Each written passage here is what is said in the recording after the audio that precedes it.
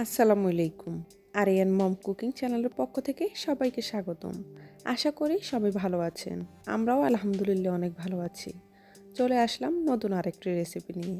আজকে আমি তৈরি করে দেখাবো নরম তুলতুলে চকলেট কেক। চকলেট কেক ছোট বড় সবার অনেক পছন্দের। আর এই কেকটি আমি আপনাদেরকে একদম সহজভাবে বানিয়ে দেখাবো। কোনো প্রকার ইলেকট্রিক বিটারের ঝামেলা ছাড়াই আর চুলায় আপনাদেরকে বেক করে দেখাবো। আশা করি আমার আজকের রেসিপি সবার অনেক ভালো লাগবে। ভালো লাগলে লাইক, কমেন্ট, শেয়ার এবং সাবস্ক্রাইব করবেন আর পাশে থাকা বেল বাটনটি প্রেস করে নেবেন। এতে করে আমার নতুন কোনো ভিডিও দেওয়ার সাথে সাথে নোটিফিকেশন আপনাদের সবার মাঝে চলে যাবে। আর যারা আমার চ্যানেলটিকে সাবস্ক্রাইব করে আমার পাশে আছেন তাদেরকে আমার পক্ষ থেকে অসংখ্য ধন্যবাদ। চলুন শুরু করা যাক আমার আজকের রেসিপি। চকলেট কেক তৈরি করার জন্য প্রথমে আমি শুকনো উপকরণগুলো চেলে নিব। এর জন্য আমি এখানে একটা চালনি নিলাম। আর এখন চালনির মধ্যে আমি 1 কাপ ময়দা দিয়ে দিলাম। আর এখন দিয়ে দিলাম 1/3 কাপ কোকো পাউডার। আর এখন দিয়ে দিলাম 1 চা চামচ বেকিং পাউডার। আর এখন দিয়ে দিব 1 টেবিল চামচ ইনস্ট্যান্ট কফি। আপনারা চাইলে কফিটা পানিতে গুলো পরে দিতে পারেন। আর এখন দিয়ে দিব সামান্য একটু লবণ। এখন আমি সব কিছু ভালোভাবে চেলে নিব।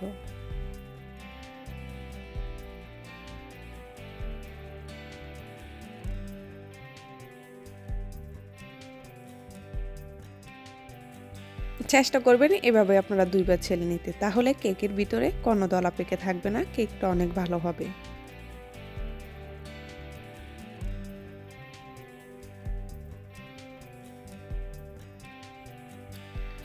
আমি 2 বার ছেলে নিলাম। এখন এগুলোকে একটা সাইডে রেখে আমি ডিমের ফোমটা তৈরি করে নিব।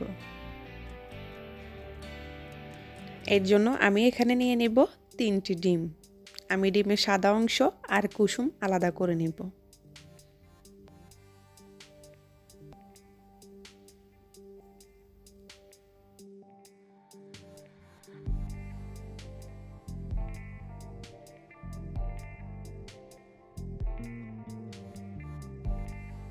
এখন আমি একটা হ্যান্ড উইস্কের সাহায্যে ডিমের সাদা অংশটা কিছুক্ষণ বিট করে নেব। আপনারা চাইলে এই কাজটি কাঁটা চামচ অথবা ইলেকট্রিক বিটারের সাহায্য করে নিতে পারেন। যেহেতু সবার কাছে সবসময় ইলেকট্রিক বিটার থাকে না, তাই আমি আজকে আপনাদেরকে হ্যান্ড উইস্ক দিয়ে কেকটা তৈরি করে দেখাবো। আমি 2 মিনিট বিট করার পর এখন এখানে আমি দিয়ে দিলাম 1/2 কাপ চিনি। মিষ্টিটা আপনারা আপনাদের পছন্দ অনুযায়ী বাড়িয়ে অথবা কমিয়েও দিতে পারেন। এখন আমি আবারও 2 মিনিটের মতো বিট করে নেব। আর চিনিটা আমি একসাথে দিব না, চিনিটা আমি 2 বারে দিব। এখন এখানে আমি দিয়ে দিব রেগুলার রান্নার তেল 1/3 কাপ। এখন আমি আবারও কিছুক্ষণ বিট করে নেব। আর এখন এখানে আমি দিয়ে দিলাম ডিমের কুসুম। ডিমের কুসুম দেওয়ার পর আমি 1 মিনিটের মতো বিট করে নেব।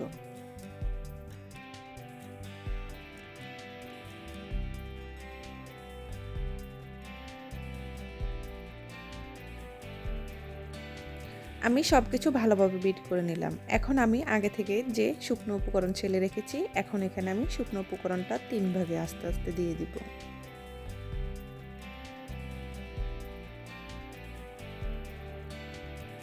এখন আমি এক পাশ থেকে এভাবে ঘুরিয়ে এনে এগুলোকে মিক্স করে নেব।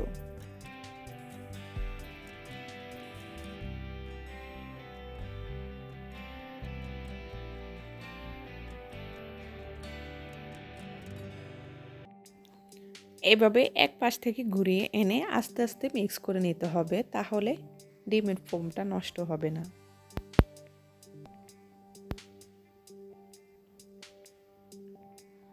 এখন এখানে আমি আরও কিছু শুকনো উপকরণ দিয়ে দিব।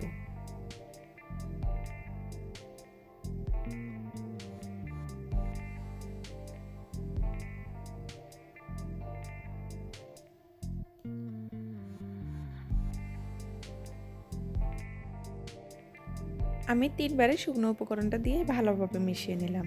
এখন এখানে আমি দিয়ে দিব 1 চা চামচ ভ্যানিলা এসেন্স। এখন আমি আবারও ভালোভাবে মিশিয়ে নেব।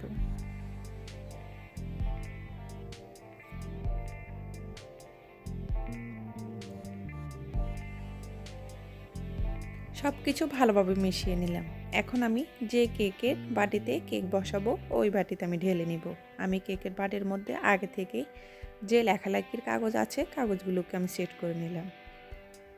এখন এখানে আমি কেকের ব্যাটারটা ঢেলে দিলাম।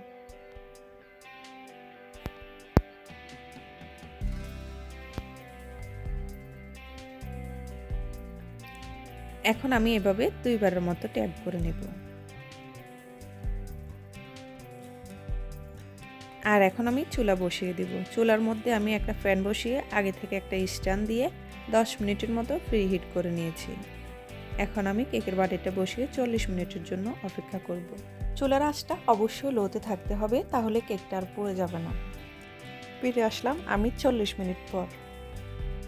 এখন একটা আমি কাঠি দিয়ে কেকটা চেক করে নিব। কাঠিটা একদম ক্লিন বের হয়েছে, এর মানে কেকটা হয়ে গেছে। এখন আমি নামিয়ে ফেলব। কেকটাকে নামিয়ে আমি কিছুক্ষণ ঠান্ডা করে নিলাম। এখন আমি মোল্ড আউট করে আপনাদেরকে দেখাবো।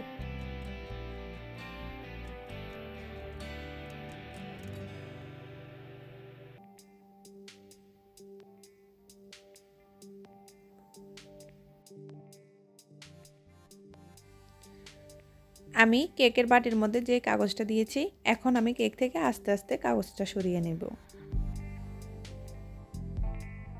এভাবে কাগজ দেওয়ার কারণে মোল্ড আউট করার সময় সহজে উঠে আসবে, মোল্ডের মধ্যে লেগে থাকবে না।